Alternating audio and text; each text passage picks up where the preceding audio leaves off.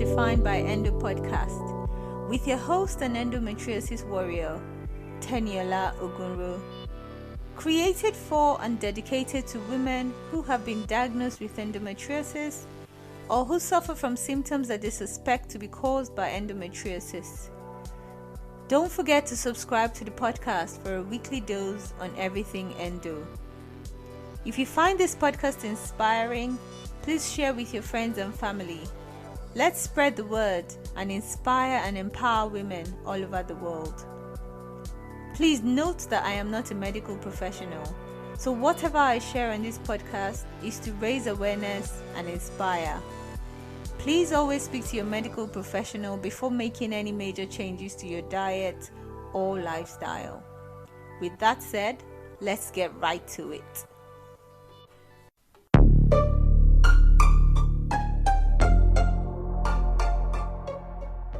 Today's episode brings joy to my soul. Living with chronic illness is a huge burden, one that sometimes feels too heavy to carry. How do we keep our smile? How do we rise above sickness and remember that there's more to life than just pain and more pain? Speaking with lovely Endo Warrior / boss / badass, Cam Williams definitely reminded me to choose joy.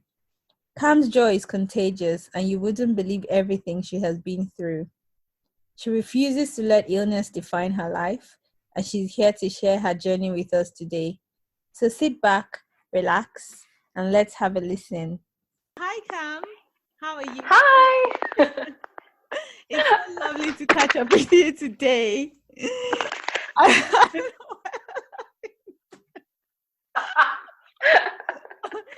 And then we have a fit of the giggles. Penny, thank you so much for having me. I love meeting and getting to know fellow endo sisters, especially ones like you who have refused to let chronic illness define them. So welcome and thank you so much. Thank you. So can you tell our listeners a bit about your story? Who is Cam Williams and what led her here? Well, my name is Cam Williams, and I started out as a journalist, and I started out having symptoms of endometriosis and serious pelvic floor dysfunction when I was 13 years old. It took 10 years for me to get a diagnosis, and I was super persistent. I was at doctor's offices every month, sometimes every week. I was at clinics sometimes twice a week in college. And again, I was 23 before I was diagnosed. And then once I had my diagnosis, things went bad really quickly for me. They were already tough, but they got worse. And I decided to move from journalism into medicine. I thought that I might get better access if I was working in medicine, and ended up being a medical consultant, a healthcare executive, building clinics around the world, and still wasn't getting the cure or the help that I was looking for with my endometriosis. In fact, things went from bad to worse. I ended up being injured in my second endometriosis surgery. The nerves in my pelvis were cut, so I lost bowel and bladder control. And I had really intensive recoveries that took years and years and years. This was all happening in my late 20s. So I spent my late 20s to my late 30s going through medical difficulties of the extreme variety. At the same time, I was researching chronic illnesses like multiple sclerosis and lupus, fibromyalgia, because there was more research on them than endometriosis. And so I began to see the overlap between MS, lupus, HIV, fibromyalgia, and what I was experiencing as an endometriosis patient, and ended up coaching people who had MS, lupus, fibromyalgia, rheumatoid arthritis, and endometriosis, and how they could preserve their health and then start to rebuild their health, which led to me becoming a health coach and a consultant. Fantastic. So you spoke about chronic illnesses, and you've got experience being a patient yourself, even though I don't like to say you're a patient, but it's the truth. Yeah. So everyone with a chronic illness is familiar with flares. So how do you identify flare triggers, and how do you manage and control your flares? So I find that there are 5 or 6 major flare triggers that most people encounter. The big ones are the ones that we encounter day to day. They're typically food and stress. So that can be social stress, that can be work stress, that can be the stress of the uncertainty of not knowing what's going on with you, not having answers, having a really long time getting a diagnosis. And then food is the other big trigger that we encounter day to day. A lot of us have developed sensitivities to certain foods, allergies to certain foods, or certain foods just don't agree with us, but we'll persist in eating them because they taste good and we're accustomed to them, and culturally they're familiar, and so they're our comfort zone. Yeah. Additionally, our flares are our actual brain. So after you've been in pain for 6 weeks, your brain stops stops distinguishing between you've had an injury and something's going on. So when you have an injury, your brain is like, okay, let's get this fixed. Let's go to the doctor. Let's get a cast or whatever we need to do. When you've lived with pain for more than 6 weeks, your brain is like, oh, whole situation's out the door. We don't know what's going on. Let's just press the button. We're at alarm 5 for the rest of our lives. So treating chronic pain is very different from treating traumatic injury pain. Yeah. Another, trigger that causes a flare is typically lack of rest. So that sometimes walks hand in hand with stress, but a lot of spoonies or people with chronic illness and chronic pain do not get enough rest for a variety of reasons, whether it's anxiety or depression or chaotic environments. And without that rest, your body doesn't get to recharge and restore itself. So those are some of the major triggers that I found contribute to a flare. And they're the most common with not just my clients, but other people that I talk to or living with chronic illness. Right. So how do you, when you identify them, your flares, so food and rest, speaking of food, especially, because even though food is one of the triggers that we can control, it's kind of, I wouldn't say the hardest, but it's one that is the hardest. It's very hard because most of the time you actually know you shouldn't eat this, but somehow you basically can't help yourself. So how do you keep yourself strong in that regards? Like, what do you do to make sure that you don't eat foods that you're sensitive to or that cause your flares? So one of the first things you can do is get a food sensitivity test. And also a lot of insurances will actually pay for you to get your allergy testing done. So food allergy testing. Once you do that, and like I came back with my food allergy testing recently, and I had developed an allergy to wheat, rice, and oats. All 3 were foods that I ate. Rice? Like 3. No. And for a little while, I just was like, I can't do anything with that. I refuse to do anything with that. But I noticed, because I was having really persistent, super high blood pressure, and then my blood pressure would drop, and then drop really far into the very normal range. And then I would eat something and it would go back through the roof again. And I would have heart palpitations. And, so all of these things that my body was telling me, this doesn't work. And I just didn't want to deal with it because I was like, I'm never going to have bread pudding again. I'm never going to have beans and rice again, like chicken and rice again, jollof rice again. Rice, yes. How am I never going to eat these foods again? I think you really have to approach it from, it's not that you will never have these foods again. It's that you need to have these foods less frequently. So what I began to do was I committed myself to, I will not eat these foods for 3 days. Let my body hit some sense of normalcy, and then I will go back to whatever I need to do to make this work. Like I will have a smaller quantity of this food. I will have this food every 3 days, and then every 4 days, and then every 5 days. So you just kind of wean yourself off of eating those foods so frequently. Right. And your body starts to appreciate it. Your body rewards you for being so consistent. In terms of rest, I found that I had to watch an episode of Super Nanny, that show Super Nanny on YouTube. And that was what helped me figure out, I need a nighttime routine. I have to put myself to bed the same way you would put a toddler to bed. Right. So that means, start turning out the lights, start turning off the power on all of my devices, turn off the power, because otherwise you'll be it laying in the dark, and you'll be like, oh my God, I forgot to look at this thing. Let me just look at it really quick. Yeah. Right? And then 2 hours later, you've missed your bedtime entirely. Set up a routine for yourself, just like you were a little kid.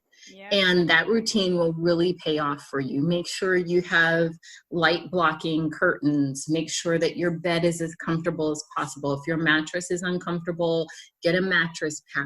Get a pillow that really works for you. Like, this is all about prioritizing your health, and your rest and what you eat are two of the biggest ways you can take control without really spending much money or, being in a doctor's office. Thank you. So let's talk about mental health.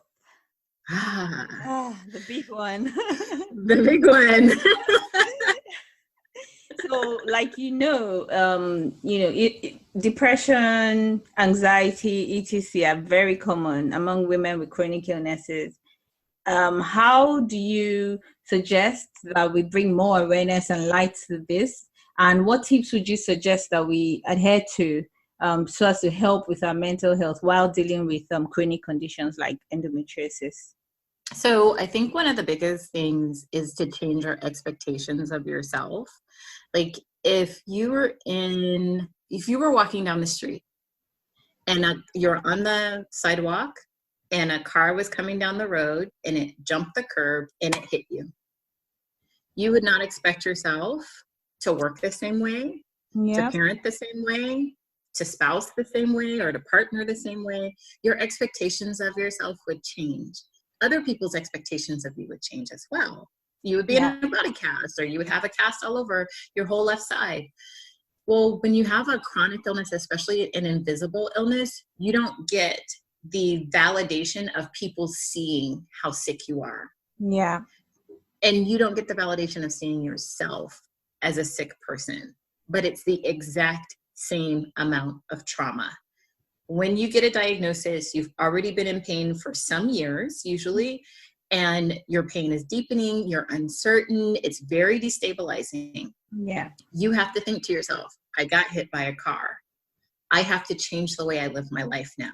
It doesn't mean that the quality of your life should diminish. It means that the way you engage with your life has to change. It's the same as if you have a kid. You can't do the same things with a kid that you did before you had a kid.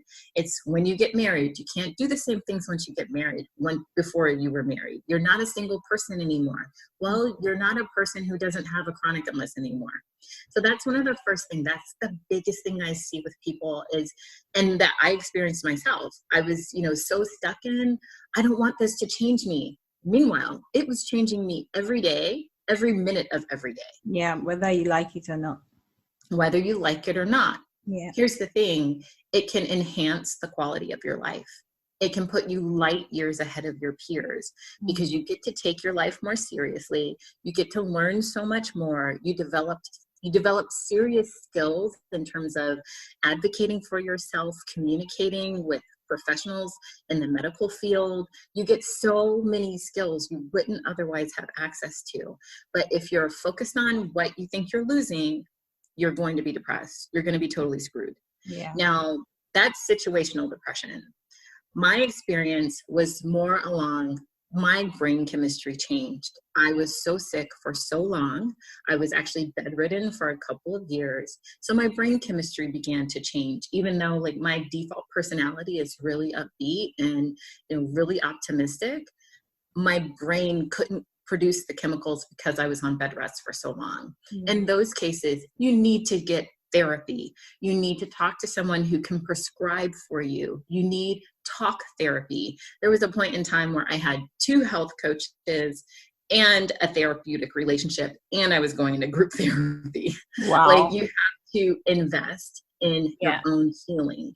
You're worth it. You have so much to bring to the world. And if you can just put one foot in front of the other and change your expectations of yourself and understand that your life is not going to go according to what a magazine says. It's going to be different, but it might actually be better. You will skip a lot of the depression that comes along with illness. I see. One of the things I actually struggle with, like you rightly mentioned, is like you said, depression and feeling like you're missing out, comparing yourselves with your friends. So I struggle with, everyone is going after their dreams, but their dreams are happy dreams, you know. Mm-hmm. Mine is like, oh my God, how do I move on to the next day? How do I, live without pain? So it just feels unfair. And sometimes you just can't help but feel depressed or feel really sad. So how do you maintain, even with everything you've been through, and how did you bring yourself up, and how do you maintain joyful living? How do you choose life and happiness and joy, even when everything you wants to give up? Well, there was definitely a time where I felt exactly like what you expressed. I had one surgery, and I was trying to avoid a second surgery because I knew I was going to need more surgeons. Like my first surgery was one surgeon and an assistant surgeon.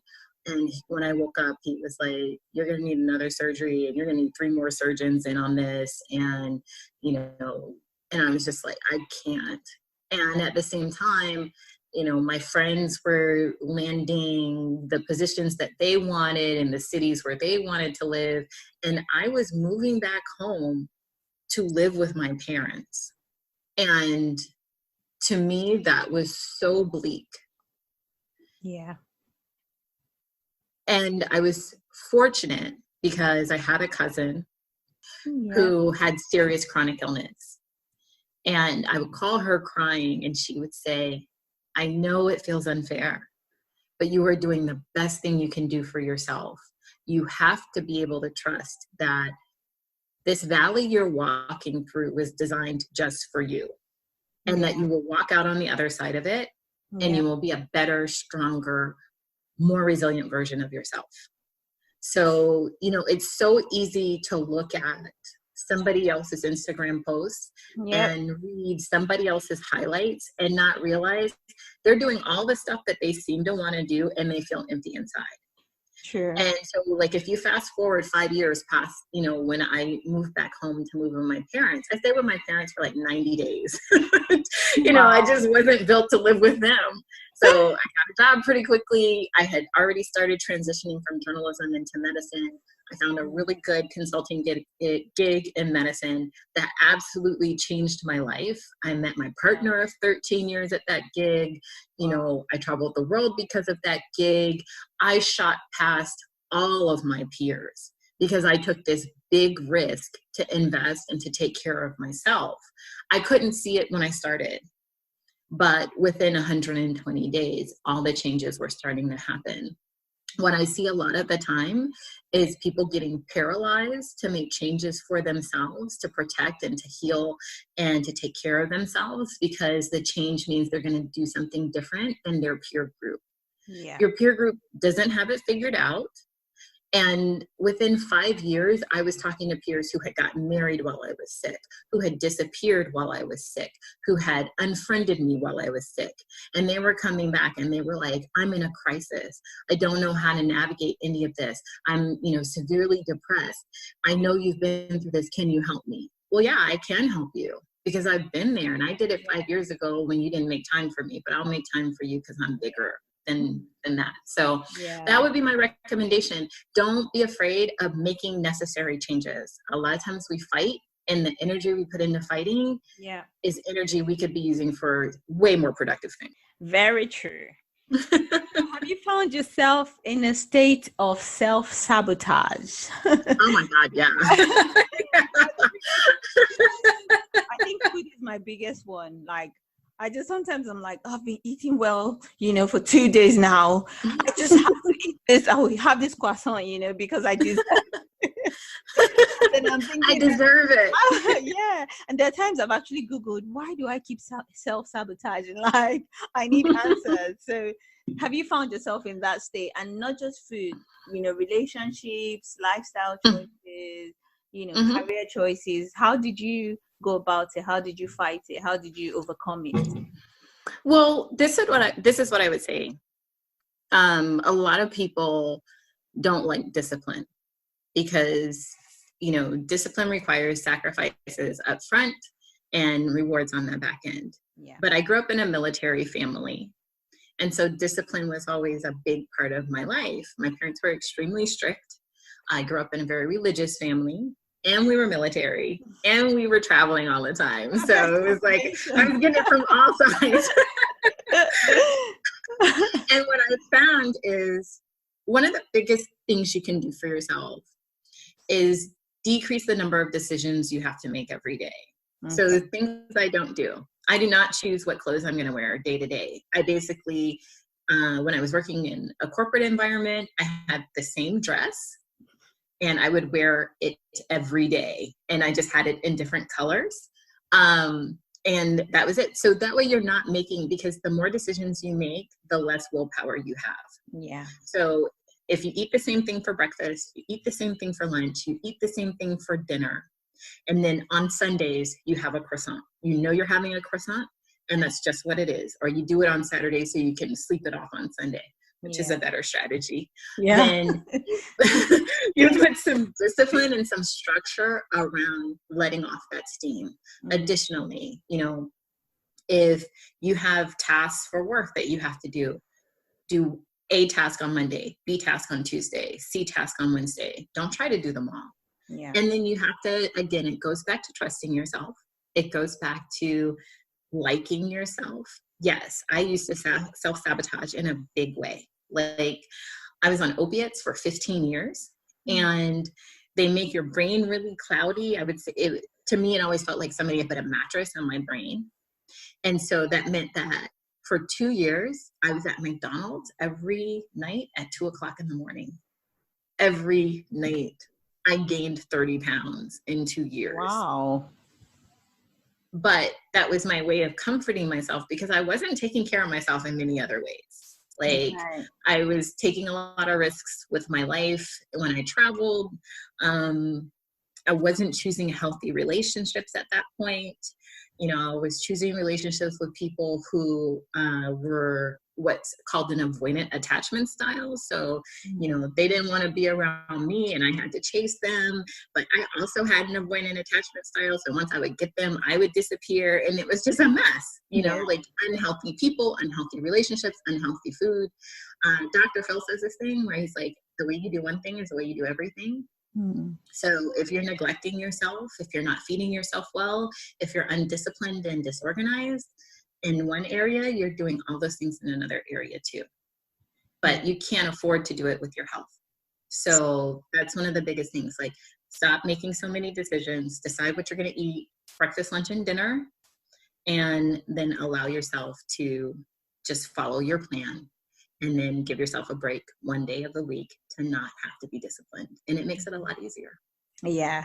So you just look forward to that one day and just say, I can do this. I can do whatever I want on Saturday because I can sleep it off Sunday. And then Monday, I'm good again. Yeah, true.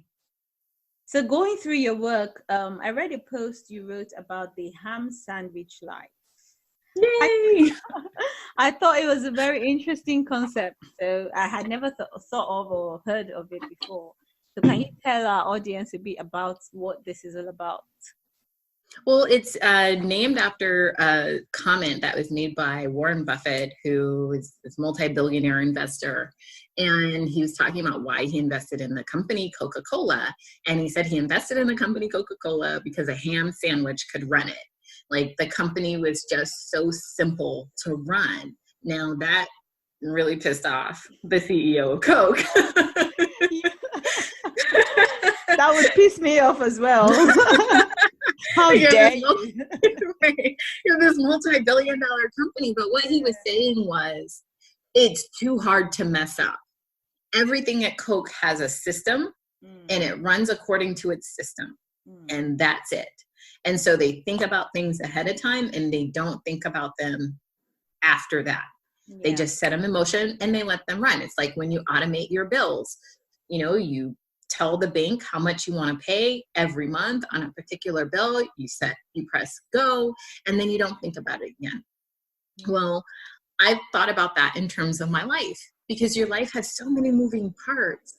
And I was like, man, I don't have 100% to give most days. I don't have 100% to give most years. Yeah. So if I only have 25 or 35% of what I think my real energy is, why am I trying to give 100% here and 100% at work and 100% to my family and 100% to my partner and 100% to my parents, and just disappointing myself and making myself depressed.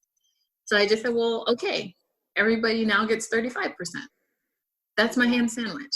I'm going to let my life run. If something goes wrong, I'll address the thing that goes wrong when it goes wrong. And here's the crazy thing. Most things didn't go wrong. Like, our lives aren't that complicated. If you miss a bill, you can pay it up to 3 days later, a week later, a month late. Like, you know, like, these rules that we give ourselves are not necessarily the truth, and they harm us, and they keep us from enjoying our lives. So my ham sandwich life is that most days I'm operating at 25 to 35% of my real capacity. Even if I have a lot, like every morning I get up and I go for a bike ride. I don't time it. I just ride until I start to feel a little bit tired. Not tired, a little bit tired. And then I'm like, okay, time to put the bike up. I'm a little tired, which means that if I go a little bit longer, I will hit full-blown fatigue. I'm putting my bike up. I'm good. This is great for me.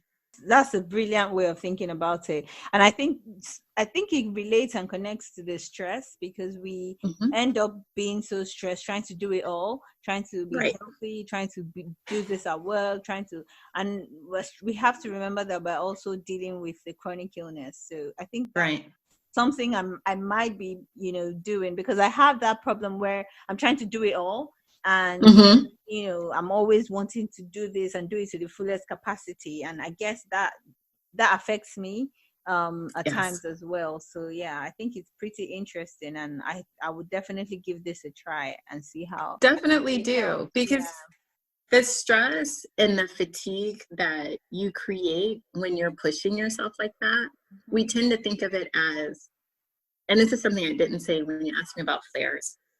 Most people don't realize your flare started 5 days before it showed up. Oh, wow. So you're thinking, oh, crap, you're starting to feel the pain or the nausea or whatever you're experiencing with your flare. And you're thinking, crap, what did I do yesterday? It wasn't yesterday. It was 5 days ago you did it. It just takes that long for your brain to say, oh, well, Rogers, we have a problem. Let's just go ahead and shut this whole production down. And so when you look back 5 days, you can see the food that you did. You can see how stressed out you were. You can see all of these things that you did. And then maybe you didn't take a rest day after you did those things. You didn't take a couple of days to unwind after you had a heated argument with somebody that you love, or you had a really bad day at work or a really bad week at work, but you did all kinds of social activities over the weekend and didn't give yourself sufficient time to wind down. And then you did some comfort eating, and and so it was 5 days before. And so if you're thinking, what am I doing that I'm going to pay for in 5 days? You start acting differently. You don't take on as much. You say, no, thank you, much more. And you get into your own version of the ham sandwich life, which I got to be honest, is super pleasurable. Like, my life is so golden. So that's what I want for other people. I want them to be able to increase their creativity, enjoy their lives, enjoy their families, put meaningful work into the world, and love themselves, because we're all deserving of that. Lovely answer. Thank you. Thank you for that. So tell us a bit about momentum and staying motivated to push through your goals. So many of us start and stop, and somehow it feels like you're always starting and never making progress. So how do we keep momentum and stay motivated to push through our goals? So can I tell you a story? Yes, of course. Of course. When I decided that I wanted to build a platform on social media, I reached out to a friend of mine who has built multiple 7-figure social media businesses. And I said I wanted to work with him. And I was really nervous because, like everyone else with chronic illness, I have natural limitations on my energy, on my ability, on my focus. I still have sick days. I don't have sick months or sick years anymore, but I have sick days. And those can be disruptive when I have plans. And so I was talking to him, and, you know, he was saying, oh, you know, most of my clients at 3 months, they have these things going for them, and, you know, da, da, da, da, da. I got off the call, and I really thought, and I prayed, and I called him back, and I said, I just wanted to make sure what someone else does in 3 months might take me 6 or 9 months. Right. Will you stick with me through that process? And he was like, of course. I believe in what you're doing. I want to see you succeed. And so that's the kernel of my answer. Okay. A lot of times we'll start a project and need to stop, to rest, to recover. You can end up stopping for a week or a month, and it doesn't matter. Just start again. Okay. Pick up where you left off. Give yourself permission. Because here's what I found. When you stop, your brain doesn't stop. Yeah. And so when you put something down, you get a deeper understanding of it, and you go back to it and you can refine it. Like your brain is constantly working, even in your subconscious, refining that idea, refining that plan. So don't be afraid to put it down. Let yourself rest. And then the day that you wake up and you feel really freaking good and it's on your mind, pick it back up again. And just go with the ebb and the flow of how your body actually works, and you'll get things done so much more quickly. You know, a lot of times we're like, oh, I'm going to miss this deadline that I arbitrarily set for myself. You're laughing because it's true. It's so true. I have so many. Oh my goodness. You need to see my phone and my apps and my deadlines. And I'm like, oh God. And now I have lots of undone tasks. And I'm like, actually, I set all this for myself. So. I'm completely in charge here. Yeah. But I'm torturing myself.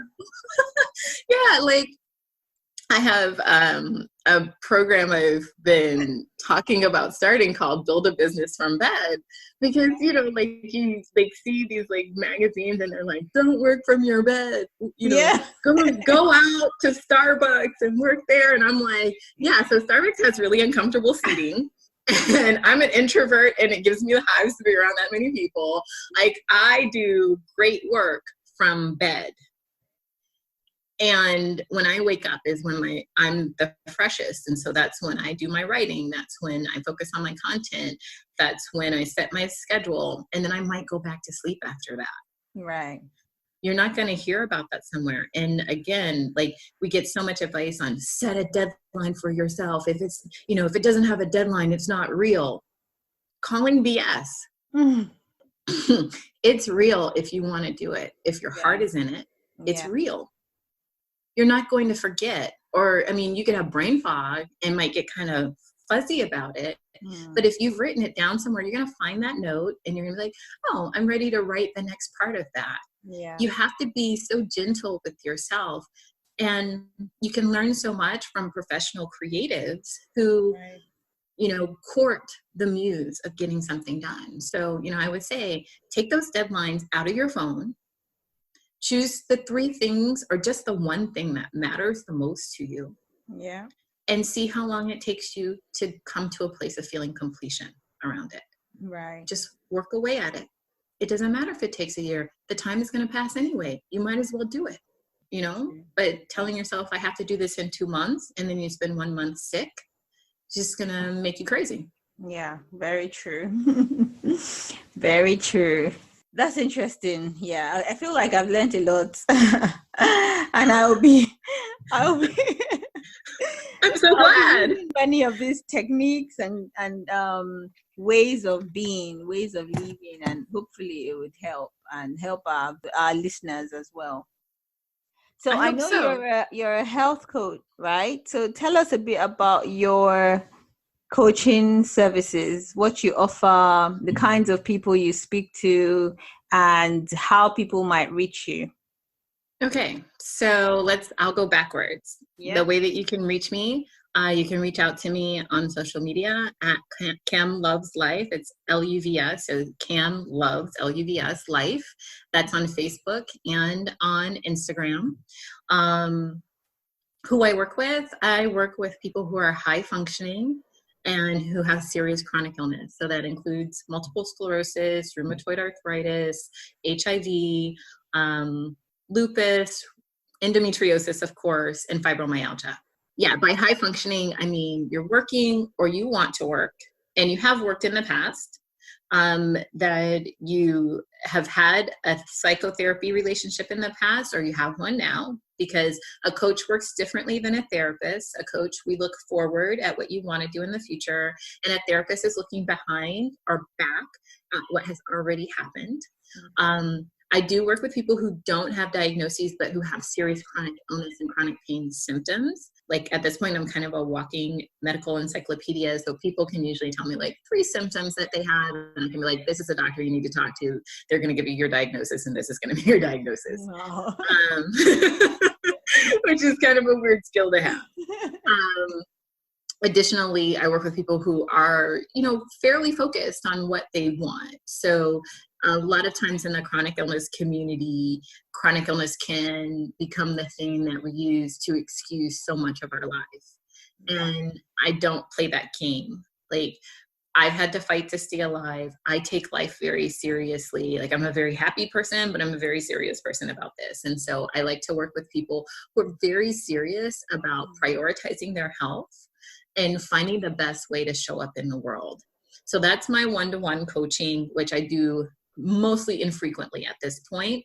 I usually take on one client at a time, just because one-to-one coaching is really time consuming. Right. I have a course that I'm releasing in September. It's called In the Nightmare, and it's to basically focus on those issues that I start working with people one-to-one on, in terms of how to prioritize your health, how to disclose your health condition at work, with family, with people that you're dating, how to stop a flare, how to understand your flares, how to improve your underlying health so your body can fight off inflammation better, and how to, get yourself queued up to start achieving the life that you want. So that's called In the Nightmare. It's coming out September 17th, and I'm really excited for it. Yeah, that's exciting. Well done. Thank you. Thank you very much. And, most of my work I give away for free. I do it on social media. I do podcast interviews like this one with you. And I just try to make sure that I'm putting my voice out there to let people know you may have a diagnosis. It doesn't have to end your life. It could be the very beginning. Yeah. So just putting that message out there. Thank you so much, Cam. Thank you. Thank you for having me. I'm really honored. Your final advice for us before we go today? My final advice would be, a lot of times we think that the dream is to lose the disease, and it's not. The dream is to live like the disease isn't there. So if you can allow yourself to consider, you can keep your disease, you can keep your diagnosis, you can have a great life, but you're going to have to change. And the whole world is open to you. And I wish you the very best. If you have any questions, feel free to reach out to me. You can also text me. This is a US number, 404-647-4951. Again, that's 404-647-4951. And I can add you to my email newsletter and keep you abreast of any products that I have coming out soon. Thank you so much, Cam. I love what you just said. Live like the disease isn't there. So I think that's my mantra from today. Live like the disease isn't there. I'm so happy. Oh, yeah. Thank you so much. And one more thing, choose joy. Choose joy. Yes. It is always a choice, and it is well worth it. Yeah. So thank you so much for having me, Tinny. Thank you so much. Yes, right. Thank you. So good to speak to you. So I had such an amazing time with Cam today. I hope you did too. She tells us how to take the fear out of flares and how to choose life even when we want to give up. Cam offers coaching services to help you take your life back from sickness and be your best self. There are also lots of insightful articles on her website, www.camwilliams.co. Sign up for her newsletter and learn 3 simple strategies to delay, diminish, and erase flares from your life. You can also find her on Instagram at Cam Loves Life. Cam, L-U-V-S, Life. All this information can be found in the show notes. Until next time, I am Teniola Ogunro, and remember, you are not defined by endo.